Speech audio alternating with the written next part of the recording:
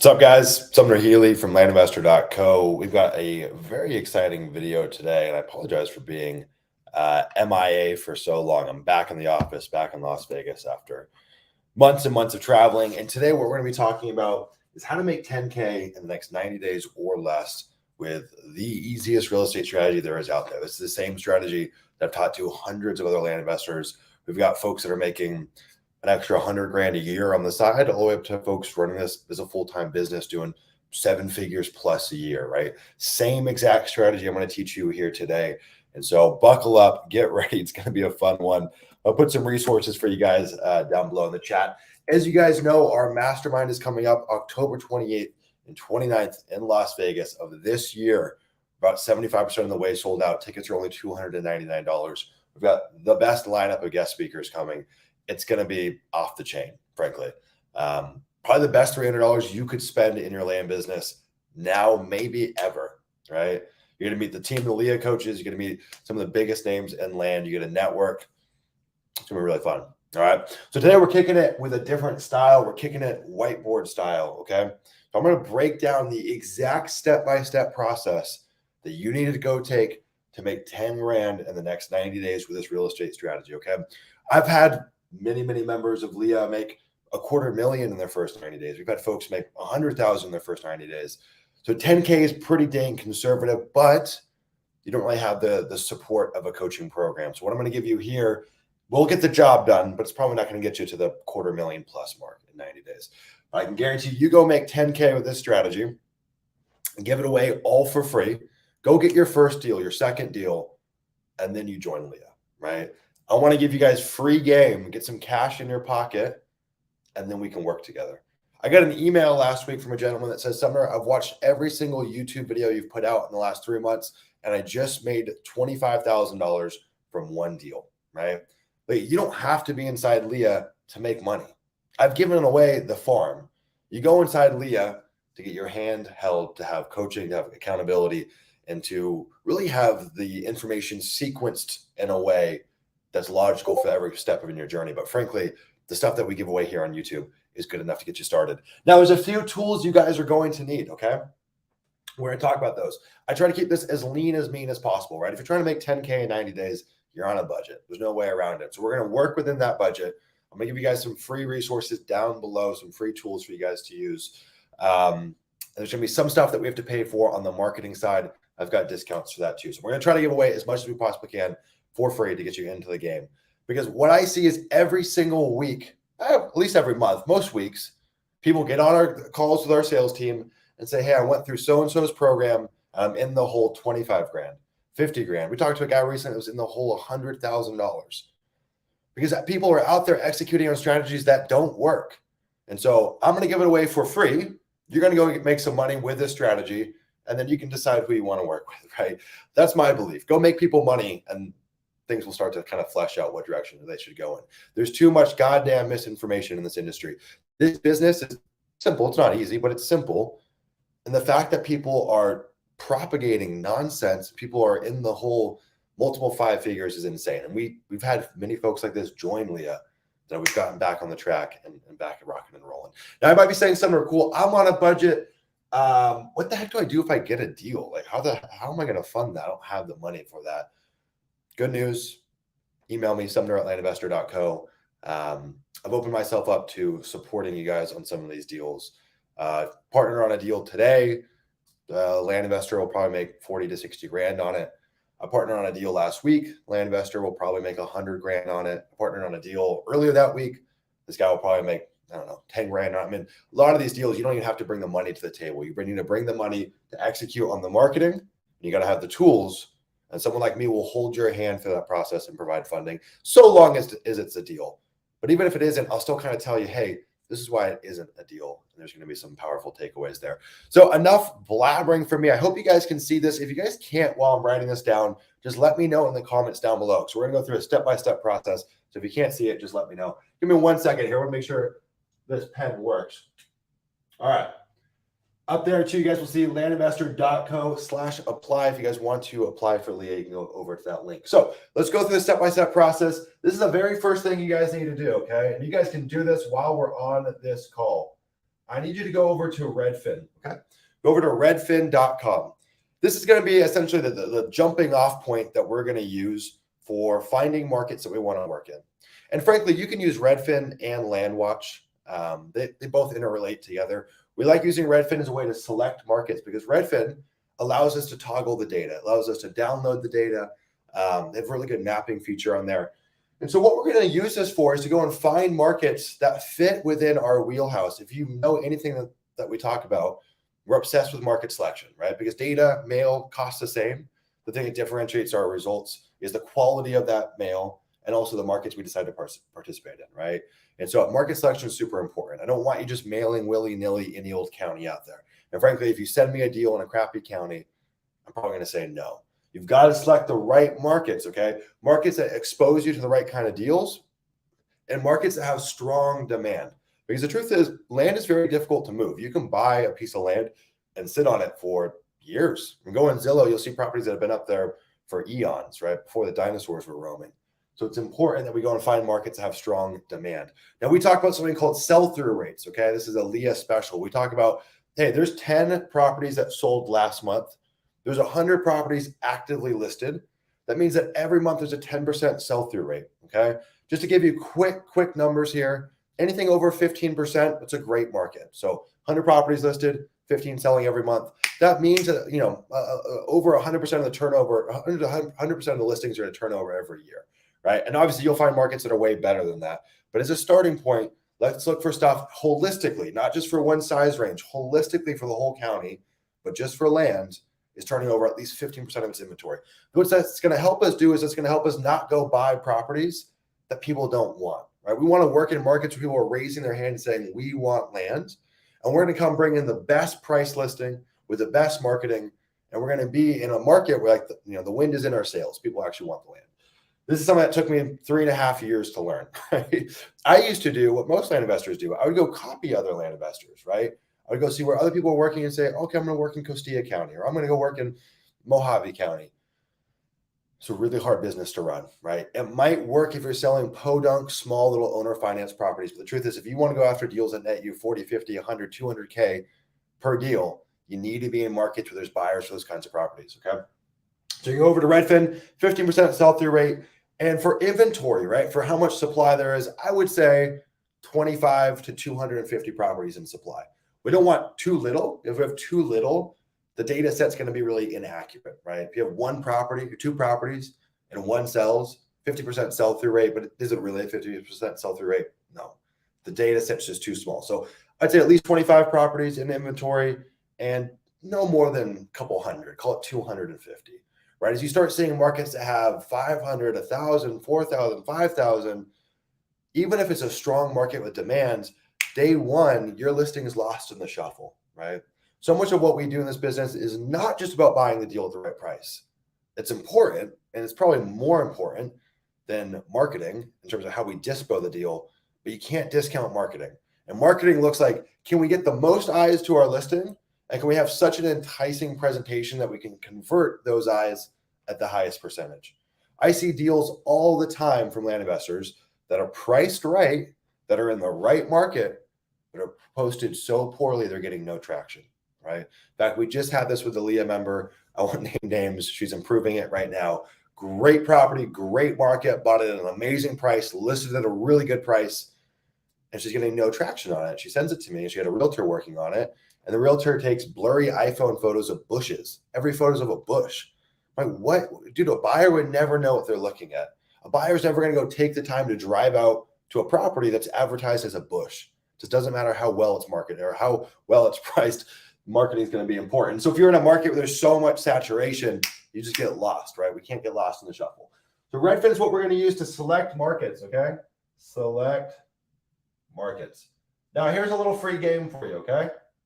I know this is really hard for people to conceptualize before they've started their business, but I'll put you on some free game that I think is really helpful. Choose what kind of land business you want to run now, okay? The more specific you can be with the business that you want to run, the easier our decision-making is going to be. You see, you'll get caught in paralysis analysis because there's so many damn options out there for, I could work in infill lots, I could work in rural recreational in this market or that market, I could subdivide, I could do this, I could do that, I could do this. Just pick one thing and stick with it. Okay. So, for example, if you look at my business, most of the deals we do are probably 10 to 40 acres. It's kind of our sweet spot, right? If I go do an 80-20 analysis on our sales, that's probably what brings home the most money for us. And we like properties that are 3 to 5 hours outside of a major metro. Okay. So that's just the stuff that makes us the money. That's the stuff that we like. Doesn't mean it's the only strategy. We've got other Leah members that do totally different things that make lots of money too. But you want to get clear on the kind of business model you're gonna run. Because if we can create limitations, that's going to make the market selection process that much easier. Because if you want to have a business like me, you're probably not going to go look in Los Angeles for land. Right? It's probably not going to make much sense. So we can start whittling down our search that way. One thing you guys can use initially is land.com. You can go to land.com and say, okay, cool. I know what kind of business I want to run. I want like 10 acres to 20 acres. I want to be in, I don't know, Arkansas. And I want properties between 10 grand and 100 grand, 10 grand and 200 grand, whatever your specifications are. Put that in there. Bada bing, bada boom. You'll start finding stuff that kind of fits within your wheelhouse. And then you'll take those, move them over to Redfin, and start sussing out the actual demand metrics, right? You're not going to get good demand metrics on land.com, but it's a great way to put in your parameters and it'll show you, right? You can go look at under contract or sold and say, okay, which one's got both or most of each one or most of both, whatever you want to do. That will start getting you orientated in the right direction. You don't have to, frankly, it's not mandatory. You could even just go pull a county list for a state. You could say, show me every county in California and start just banging that out on Redfin. That's fine too. But I think LandWatch or land.com kind of helps fast track that process. Now, I'm not going to lie to you. Market selection is a pain in the butt. That's why we created the Leah market selection platforms, because market selection is so important and it's so annoying. It's so annoying. You got to go through so many data sets to find this stuff, to find the good stuff, right? And the good stuff is kind of make or break in your business. So landinvestor.co/market, if you guys want to see the platform that we built that essentially does this. Okay, cool. So let's say we found a market that has the criteria that we want: 15% sell-through rate, or they're above, not too much supply, not too little supply, and it's got the kinds of properties that we want to build our business on. One thing that I want you guys to think about: it's easier to go after higher end properties. Now, of course, there's limitations, right? Going after $1 million properties for your first deal, probably not the best idea. Those are typically deals that are hard to flip too. You need some kind of value add strategy. But I see a lot of people come into this game with limiting beliefs and they say, well, I'm new, so I should go after small deals because I'm a small time investor. I'm a new investor. No. Go after bigger deals. Go after deals that can actually move the needle in your life. I spent so long buying these little peon deals. I was buying for 1,000 and selling for 3,000. And the percentage return is really good on those deals, but they just don't really move the needle in your life. And frankly, they take the same amount of work, if not more work. So the way I think about it is, if you're going to go after $50,000 properties, understand in most cases, that deal will make you 25 grand, right? We're typically doubling our money as a bare minimum on most of our deals. Sometimes a little bit less, sometimes way more. But think about it like that. What is the list price range you want to take? Chop it in half and say that's probably how much you're going to make. So if you're going after $5,000 deals, you're probably going to make $2,500 or a little bit more. You're going after $100,000 deals, you probably make 50 grand, 40 grand, 60 grand, somewhere in there. So just a really cool way to kind of do back of napkin math and say, hey, I want to make 20 grand per deal. I want a low volume business model. So you can kind of reverse engineer the price points you should be going after. My recommendation to you is go up market. It's a little bit easier. There's less competition. The deals just are more meaningful, right? There's limitations to this. And of course, there's an inverse relationship to how much marketing it takes. And there's pros and cons to every category of this business. But I see so many new land investors who are playing the game small. Just play bigger, right? You get a great deal. I mean, I funded a deal today that's hundreds of thousands. I funded a deal last week that's 100,000. Like, these deals can be big. If it's a good deal, the money's out there. All right. So Redfin to select markets. Now, next thing that we're going to do is we're going to go find homogeneous pricing. Homogeneous pricing. I'd be saying, Sumner, what in God's name is homogeneous? Is that an insult? No, it's not. Essentially, what we're saying is we're looking for areas where there's commonalities in pricing. Look, there's a lot of different things that can drive commonalities in pricing. As a general rule of thumb, if you want to have a higher likelihood of finding areas where pricing is consistent, Two things to think about. Topography, right? So ideally in that area that we're looking in, ideally topography is relatively similar. I always use this example, but think about San Diego County. It's a hard freaking county to price out. And why is that? Well, you've got the Pacific Ocean in the west, you've got cities, suburbs, mountain range, desert. So if I wanted to go price that whole county, I'm SOL. There's too much variation there topographically to account for. And so, if I'm looking at a 100-mile radius or a 50-mile radius, ideally within that little radius, pricing or topography is pretty consistent. That's typically going to lend to pretty consistent pricing. Now, when I say topography, in this case, I'm talking about cities, rivers, mountains, lakes, valleys, all of it. And maybe that's not the technical definition of topography. I don't know if they would consider cities topography, but in Sumner's language, we do. Okay. So when you just look at a visual representation of a map, hopefully throughout that map, it's consistent. And sometimes you'll find a county where it's like, it's all flat. It's all farmland. There's no city. There's no major interstate. There's no mountains. There's no this. There's no that. And in that event, you might be able to price out large chunks of the county. It's rare though, right? I'm giving away all the goods. There's three main things I like to think about for pricing strategies, okay? There's a lot of ways to price out there. I'm not going to cover all of them. What I like to think about is like, what's the most bang for my buck, okay? Think like Pareto's principle. I want to do the least amount of work and get the most upside. That's how I like to think about business, AKA like leverage, right? So what can we do? Well, if you have a market, you can find subdivisions. Subdivisions typically are going to be consistent in price. We had a LEA member that made well over 400K his first year just from subdivisions. Another LEA member that made well over 300K in their first year just from going after subdivisions, right? That's it, nothing else. Subdivisions typically are going to be homogeneous, similar features for the property, similar size for the properties. Conditions are going to remain pretty constant. You can do acreage ranges. So if it's a county, let's say it's homogeneous throughout with topography, pricing is probably homogeneous too. Now you're gonna have a really hard time pricing out the 1/4 acre to 1,000 acres, but maybe we can chunk it down and price out the 5 to 10s, the 10s to 15s, the 15s to 20s, on and on and on again. All right, this is one of my favorite strategies. What we do for most of our mailers. The third option you could do is a polygon. So you look at a county and you say, hey, there's a valley up here, there's a mountain range here, and there's another valley here. So maybe we draw a polygon around the northern valley, the southern valley, then a separate polygon for the mountain range. Now we're breaking it up by topography. And that's typically going to lend to consistent pricing. Now the truth is some of these strategies will overlap. Maybe you use a polygon with acreage ranges, and maybe you do that inside of a subdivision. Who knows, right? All we're trying to account for is, can we reasonably create a blind offer to send out to these people? If you guys don't know, the way we're going to get deals and make you your first 10 grand is we're going to send out letters to owners with an offer and a purchase agreement. And so to create an offer, we need to be within the realm of having some kind of possibility of pricing it out. What I see a lot of new land investors doing is that they go take a whole entire county and they say, I'm going to price out everything. And then they wonder why they get terrible results, right? When we're creating offers for sellers, the goal is not perfection. The goal is just to be in the realm of being reasonable for both parties, okay?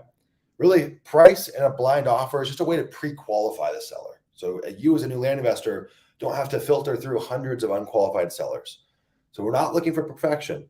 Right? The vast majority of our offers to owners get renegotiated. But we can use price as a way to discern who's serious and who's not. Because the who's not probably isn't going to call us up if they don't like that offer. But the people that do like the offer and call us, we know we're probably in the realm of being reasonable. If we have to renegotiate a little bit, that's okay. So finding homogeneous pricing, look, that's going to start on Redfin. You're going to start on Redfin by kind of breaking it down. Can I figure out some way to find homogeneous pricing? Two cool things to note here. On Redfin, you guys can download the CSV file. If you scroll down to the bottom of the page, you'll see a download all. You can download those comps if you want, or you can use the Pebble Google Chrome plugin. It's called the Pebble Pricer. This thing's bad to the bone. It'll instantly calculate median price, average, show you all the comps. Really, really cool. Okay. Now, the thing about pricing is that land is all like prices are all over the place in land, right? That's why we have an opportunity here, is because it's so inefficient. But we also have to have some level of discretion. I always tell people this is both an art and a science. So the science side is we quantify prices and start drawing averages or medians and all that stuff. Okay. We're thinking in a very quantitative fashion. But then there's like a qualitative approach to it, which is more of the art. That's going through and saying, that comp, that's an outlier. Let's remove it. Hey, that comp, that's an outlier. Let's remove it.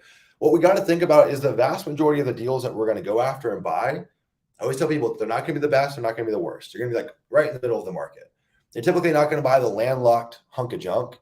They're also probably not going to buy the property that has all of the amenities on it, all of the improvements. It happens, but it's rare. So we're not going to make our pricing off the high end or pricing off the low end. Okay.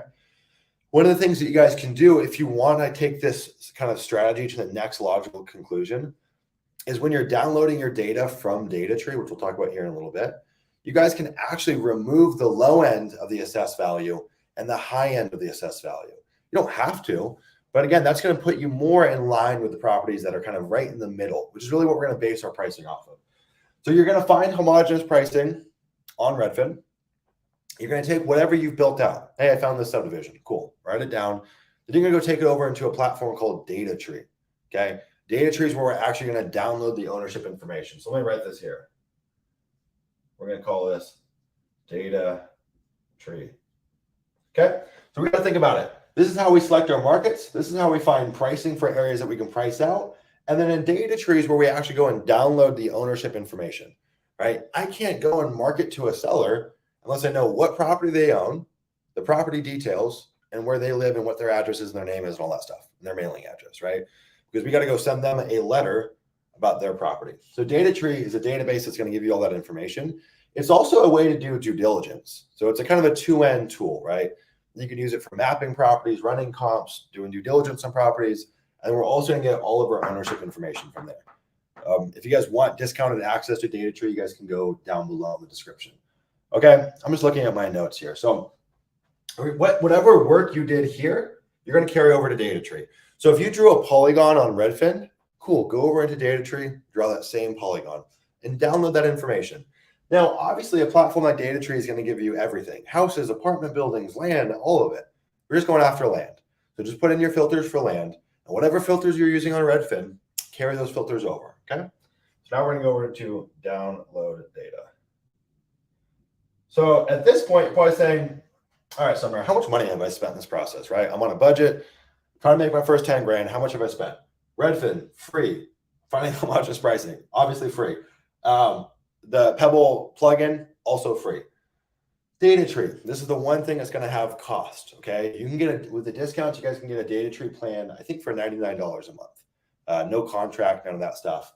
With that plan, you're going to get a set portion of essentially free data. The $99 goes to whatever, 1,000 records a month, 2,000 records a month, whatever the plan is. And then anything over that, you're going to have an a la carte price. Let's just say you're going to pay 3 cents to 8 cents per record. It just depends on what plan you're on, okay? And usually every single plan is going to come with some kind of preset amount of data that refreshes every month. I'm going to tell you guys exactly how much data we're going to need to pull in this challenge to hit this number, and we'll go through cost, okay? All right, so now we downloaded the data from DataTree, and you put in your filters, right? Hey, remove duplicate owners, or I want to remove out-of-state owners. I want to do all this stuff.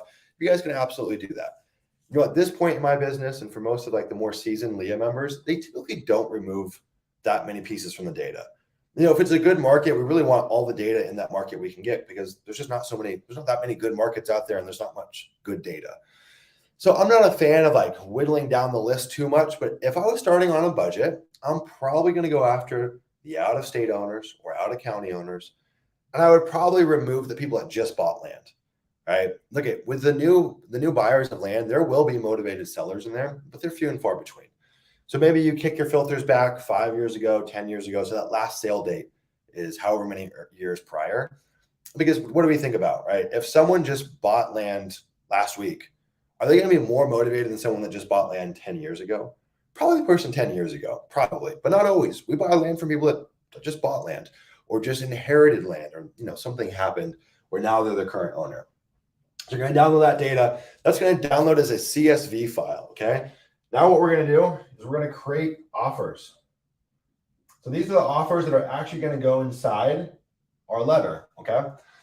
So you download that data, you bring it into your Google Drive or wherever you're going to store it. And then we go and create our little offers tab. We're going to create, okay, offer, boom. Nothing's going to be in that tab. And this is when we're going to go back to this homogeneous pricing standpoint, okay? Let's just say hypothetically in this example, we're doing 5-acre properties, okay? And we determined, we removed the outliers, we looked at the median, we looked at the average, and we determined that 5 acres traded about $10,000 an acre. So 5 acres worth 50 grand on market, right? That's kind of our expectation of what we think we can sell the thing for. So we're going to go and create offers. Now, because mostly what we do here is what we call a mid-market strategy. We don't go after the most expensive or the cheapest. If you're going after cheaper properties, there's more inefficiency in those markets. So, and we buy cheap properties all the time where we make 600, 800, 1,000%. We made 2,000% on some of those cheaper properties. You're not going to see those same returns on the bigger properties, but the bigger properties, again, take the same amount of time and there's more cash in between. There's more spread in between as a dollar amount. I just think it's a better strategy, right? But if we're going after these bigger properties, we can't be super aggressive with our offers. I see people all the time, like, Sumner, I sent out mail and it didn't work. And I said, cool, well, what happened? They're like, well, I offered everyone 20% of retail. Okay, there will be some people out there that will sell at 20% of retail, but boy, are they few and far between. So most of the offers that we're going to create are going to be somewhere between 40 and 60% of retail value, okay? So that means in this example, for the 5 acres, we're making an offer somewhere around $4,000 to $6,000 an acre. Now, this does not mean this is the price that we do the deal at, okay? That's just the price that starts the conversation. We might end up buying this deal at 30% of retail value. And you might say, well, Summer, how could that happen? Well, if you have a good acquisition process and the seller reaches out to you and the seller says, hey, Sumner, look, I need to sell right now. I need like 30 grand. I've got X, Y, and Z coming up in my life. So now we're creating an offer based off of the seller's problems, not the property's value. Now, of course, we need to still have some context on what the property is worth, but the problem I see new land investors doing is every single offer they create is just around the property's value. That's fine if you're creating offer letters because that's the only thing we can account for. But when you have a seller on the phone with you, you've got to understand there's a problem. That's why they reached out to you. So it's your job to suss out what's that problem and what do they want for the property. Now, oftentimes they're going to want, this number or higher, but in some cases they're going to want way less, right? And so we need to flesh that out. I'm going to grab a sip of water. Hold on.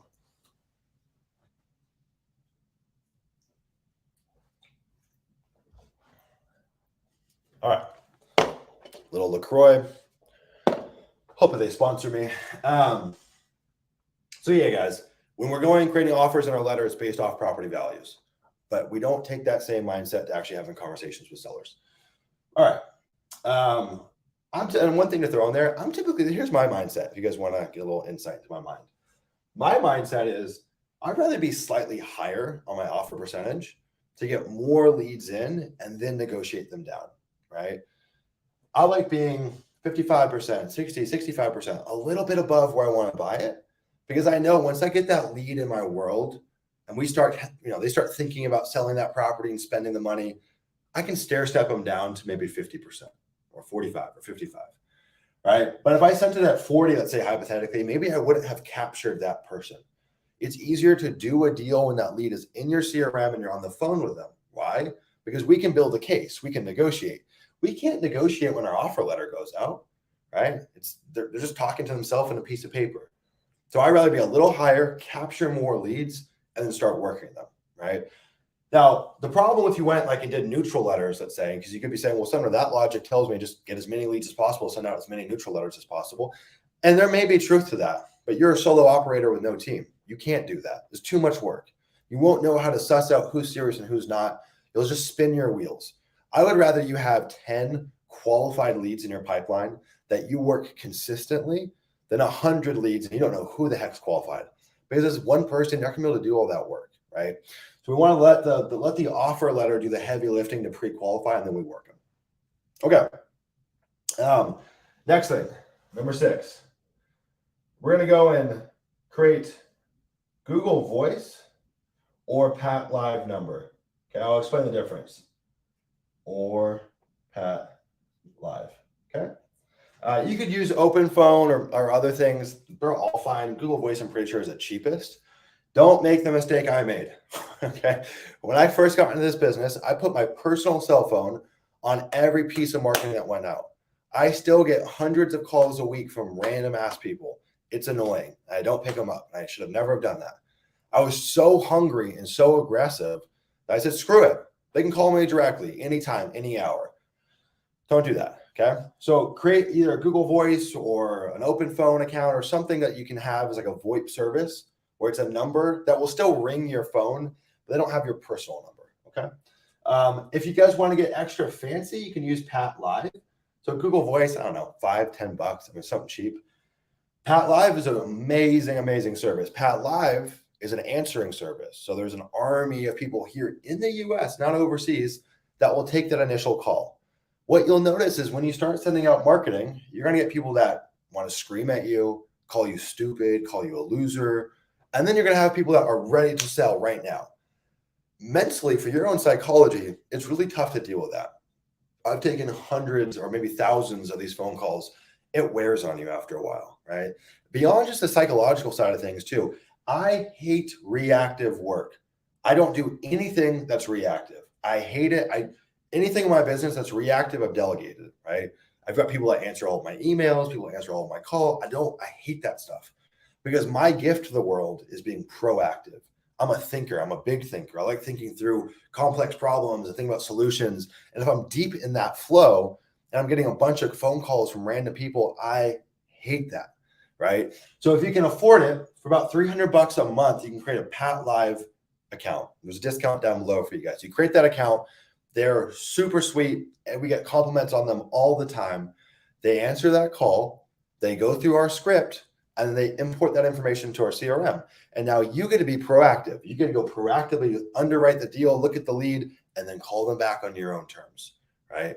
That's also a much better conversation that you're going to have because you're not getting caught with your pants down, right? I've had situations where I'm out at a date with my girlfriend, and a seller calls me, and they're like, I want the offer right now. What are you going to do? Blah, blah, blah. I'm like, I don't even know what property you're talking about, right? And so you have to roll with the punches, and it's just bad. And I've ruined deals because of that. So unprepared. But the truth is, I can't sit around my phone all day long, right? Also, the truth is, you're not going to find a VA that works 24/7, nights, weekends, holidays, every hour of the day that will always answer the phone for $300 a month. You won't even find that for a couple $1,000 a month. And these people are all US based. It's a ridiculous proposition. I frankly don't know how they do it. Everyone that signs up also gets access to our script that we use. All right, another LaCroix break. Look at this is a nice to have. It's not a need to have.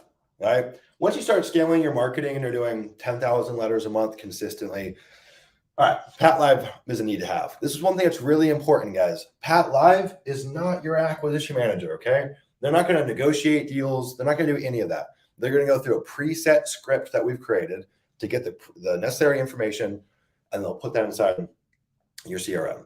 If you guys are using the Leah Pebble setup, you guys also, there's a form in there that will automatically import the lead into the CRM too, which is nice. Okay, next.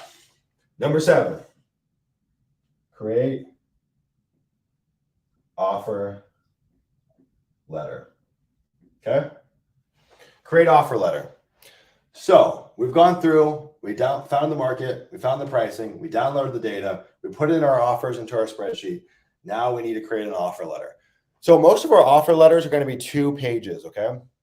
The front page is going to be an intro. Hi, I'm Sumner, I buy land, yada, yada, yada. You should sell to me because all these reasons. The second page is going to have a purchase agreement, okay? And that purchase agreement is not usually the one that we're going to get the deal done with. It's posturing. Sometimes they'll sign and we'll do that deal. But more times not, they sign, they've committed, and we might send a new purchase agreement, update terms if we have to, or just create a better purchase agreement. You have to imagine that little 1-page purchase agreement is good. It's not great. I mean, some purchase agreements are 10 pages long or more. So it's just kind of a simpler boilerplate, right? But what you're telling the seller is, hey, I mean business. I'm so confident in buying your property. Boom, here's a purchase agreement. The reason that this is valuable is that sellers and land sell for convenience, right? The problem with land is most owners don't even know what the property is worth. And they don't want to go use a realtor and sit on the market for months or for years and haggle and go back and forth and pay realtor commissions. Most of them want the easy button, okay? And so we're creating this easy button by having this offer that comes in with an offer price and an offer letter, and we're saying, yo, let's rock and roll. Just make this in a Google Doc, right? Super simple. It does not have to be the best thing ever. One thing that you will need to do is create what's called merge tags on here. So a merge tag is going to look like this. I'll write it down here. So it's going to be this little arrow. Boom. So what it's going to say is like, hey, this is the price. And then in your data set, it'll just import in that price, right? Same thing. You can put merge tag owner's name. Cool. It'll carry over the owner's name. The mail house will do all of that work for you. And so that allows us to create offer letters that are unique to the seller. They're bespoke to them, right? I still get letters from people, from land investors. It's like, hey, friends, I want to buy your property in Apache County. No price, no APN, no nothing, not even my own name. I'm like, you didn't even take the time to create something that's bespoke to me, and that's stupid because it doesn't cost you anything more to do. For all of our mailing, we use a service called Rocket Print and Mail. Again, that's down below. Best in the game, cheapest in the game, best customer service. They work with tons of land investors. They know the business. And they'll do all of that for you as long as you guys add in the merge tag. Okay. All right. What's next? 8, mail, right? So now you're going to go take your offer letter. You're going to take your data set, the CSV file, put that in an email or upload it to Rocket Print Mail. And in about a day or two, they'll create a proof. So you'll just proofread it and say, yep, this looks good. And then a couple days later, they'll mail it out. Typically, this is where it becomes important. If the day I send out my mailer to Rocket Print and Mail, expect about 6 to 8 weeks before you start getting reliable results. I see so many people that prejudge their mailer 2 weeks in, 3 weeks in, 4 weeks in. Oh, some of my mailer's not working. No, you just haven't given it enough time, right? Because it's going to take a week for them to print and mail out, another 2 to 3 weeks for it to actually get to the seller. And not everyone opens up their mail at the same time, or people open up their mail, but they don't call immediately. They think about it, right? What's going to happen with all of your guys' campaigns is the worst leads are going to come in first. They're going to get the crazy people first. This is what happens. People give it a few weeks. They get all these angry calls and say, "Some of my mailer didn't work." No, you just didn't give it enough time, right? And the crazy people always call first. Kind of a weird insight into human psychology to think about the fact that there's people out in the world that are waiting for something to piss them off. They're just all day, what can I find that's going to make me mad? And this comes along and they're pissed, right? And so you expect the worst ones are going to come initially. A couple of weeks ago, I got an email from a gentleman who wanted to sell me his property from when I sent a letter to him like 2.5 years ago. So the deals don't come overnight, right? It takes time for the deals to come in. And that's why if you're trying to do this in 12 weeks, boy, you better get your mailer out like the next week or two, right? If you really want to go make 10 grand in 90 days, you need to get that campaign out, because a lot of that time is going to be the mail going out and the mail seasoning with the sellers and then working the leads and negotiating. Like, this stuff all takes time. The seeds that I plant today in my business, like the work I do today in my business, typically will pay me 6 months from now. We talk about cash actually being in my bank account, probably about 6 months, because I got to have 8 weeks the letters to go out, a couple weeks to negotiate the deals, a couple weeks to close on the property, a couple weeks to list the property and sell it, a couple weeks to close on the property again, and then money comes back in my bank account. So a lot of you guys just have your timeline so screwed up. It takes time in this business. God dang, just be patient, would you? Okay, so you're going to send your mail out to Rocket Print and Mail. Now, that's it, right? So what was our cost? Our cost was mailing. Our cost was Pat Live or Google Voice. Our cost was data tree. You're in for a couple $100. Now, I might be saying something cool. This is helpful, but exactly how much mail do I send out to go make $10,000 plus? And frankly, $10,000 is on the low end. Here's how much you're going to send out. You're going to send out 5,000 mailers, okay? So you might be saying, Sumner, why 5,000 mailers? It seems oddly specific. The reason you're going to do 5,000 mailers is if we look at LEA members, typically it's about, if you're moderate, about 2,000 letters per deal. If you're really good, like some of our more seasoned people, 1,500, 1,600, 1,700. That's both because they're good at marketing and because they're good at acquisitions. They're good at the marketing and the sales, so they can convert more. If you're brand spanking new and you're pretty crappy, it could be 2,500 to 5,000 letters to get a deal. But for most LEA members, their average deal is going to make them about 20 grand. Now, there's going to be some people in the comments that said, Sumner, well, I sent out 5,000 mailers or 10,000 mailers and I didn't get a deal. There's two things happening there. One, there might not be enough time, right? Typically, it only takes one deal from a campaign to make it profitable. And two, you need a large enough sample size, right? I've sent out 10,000 mailers before and gotten no deals, right? But if we zoom out and look at it from a macro perspective, if you stay in this game long enough and you mail for a year, let's say, you'll see these numbers ring true. So this 5,000 mailers is creating a nice little buffer for you to be bad, right? For you to not do well, for you to be bad at acquisitions, bad at marketing, bad at picking the markets. But if there's enough action here, we can overcome our shittiness. And eventually we'll keep on taking action and we'll improve. And then this number will come down, right? You guys got to think about it like this. How do I get better at this? Well, yeah, you could go through education. That stuff's important. But even education can't solve for the fact that quality comes from quantity. You want to get better at something? Don't focus on quality. Focus on quantity. Get more reps in, and quantity will inform quality, okay? You guys have an opportunity to make $250,000 to $500,000 your first year. And we've got folks in Leah that make up 7 figures their second year. What an insane business model to have that as a possibility. But you can't get away from the fact that you're going to suck initially. You're going to have mailers that bomb, that things don't work. You have to accept that. That's a small price to pay for the amount of upside in this business. I don't know where these expectations come from, where people think that they're going to be good off the rip. They're going to make a ton of money off the rip. It happens. But more times than not, it takes more quantity to become better. All right. It took me 2 years of eating shit in this business to even take $1 away from my business, to even figure out what the heck I was doing. And I take a lot of action. I would argue that I take more action than pretty much anyone here.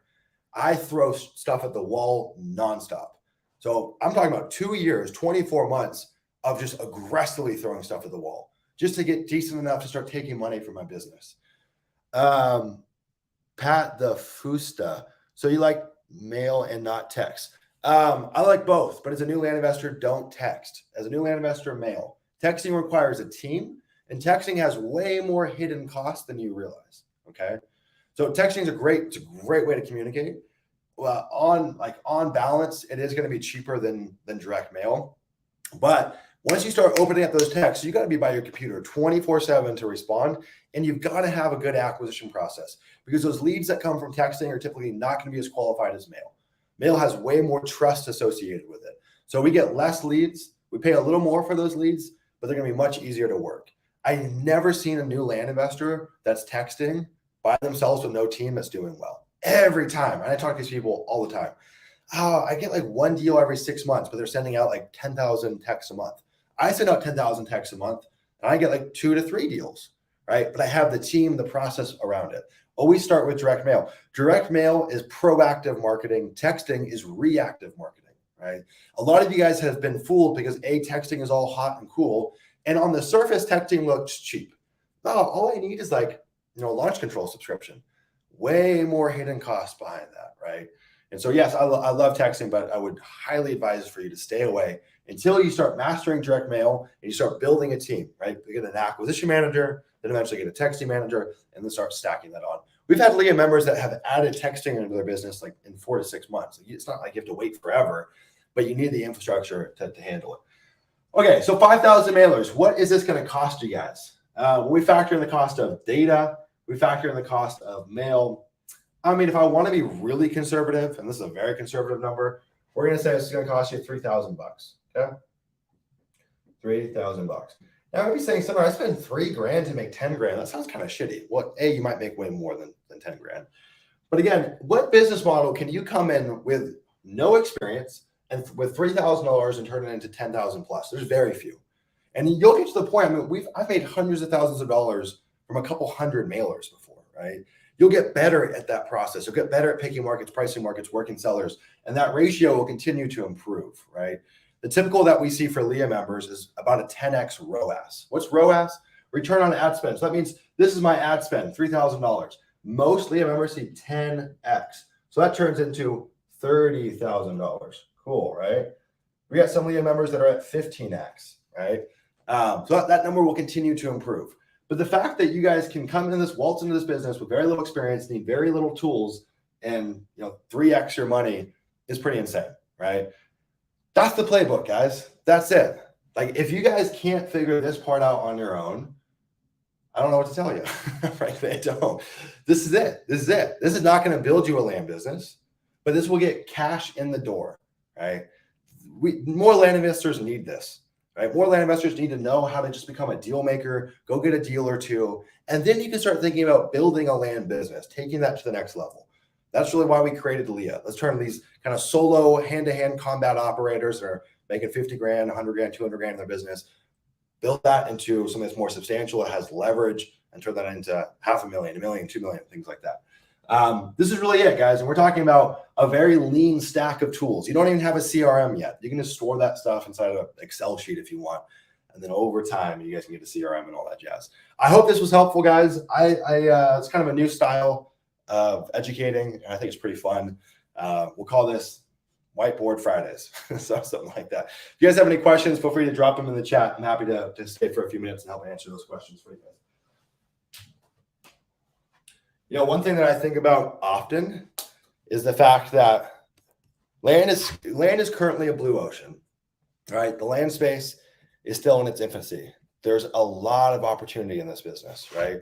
But opportunity only lasts so long, okay? Business models, they become more saturated, they become more efficient. It becomes harder to get the same results with the same amount of effort. We're still in a place where you can waltz in here with this strategy and make $250,000 plus your first year. So capitalize on that. Stop sitting on the sidelines. Go and do this. Like literally follow this to a T, right? Watch this video over and over and over again because you've got a blue ocean in front of you. And it's a shame how many people I talk to that aren't capitalizing on this opportunity that we have here, right? I would say that we probably have another 10 years or so of land where like the getting is really good. But it'll hit a point where it starts to look like wholesaling and it gets a little more competitive. And look, you can still make money, but the bar gets raised. Right? The bar is down here. So right now, you guys should be going ape shit over this. You guys should be going all in on this because you've got the potential to change your life in 12 months. It's pretty awesome, right? It's pretty awesome. Anyways, guys, I hope you enjoyed this call. This was fun for me. Hope everyone has an amazing Friday and a good weekend. If you guys want to come meet me in person, the Leah coaches, and get in the room with some of the best land investors in the world, landinvestor.co/event. We've got about 25% of the tickets still left. Here in Las Vegas, October 28th, 29th. It's going to be super fun. It's a 2-day event. For the early birds coming on Friday, we're going to do an early bird hike at 4 p.m. here in Vegas. So yeah, guys, looking forward to it. Looking forward to meeting as many of you guys there as possible. Hope everyone has an amazing weekend. Take action on this, right? Make me happy. Make this so this wasn't all a waste of 47 minutes, right? Do something with this. Change your life. You guys got everything that it takes to do so. I'm rooting for you. I believe in you guys. All right, take care, guys.